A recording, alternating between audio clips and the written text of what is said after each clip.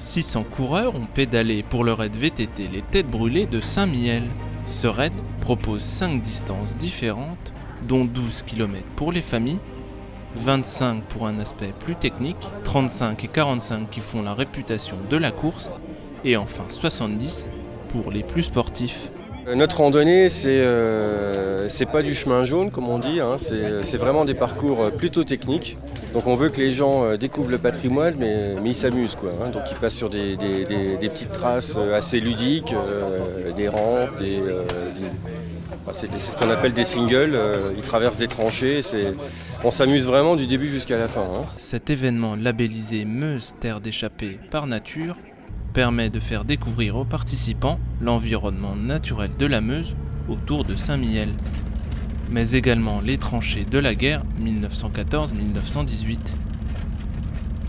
Baignés dans l'histoire et dans un environnement naturel, les plus expérimentés du raid VTT des Têtes Brûlées ont découvert de très beaux paysages. Ouais, c'est bien technique, on baigne un peu dans l'histoire aussi de Saint-Mihiel, de la Meuse, et c'est super.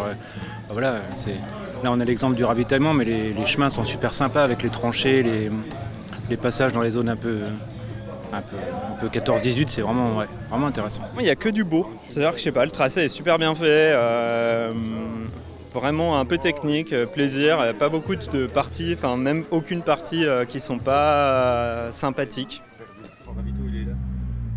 Au point de ravitaillement du fort de Liouville, les cyclistes ont repris leur force en buvant et en mangeant un morceau.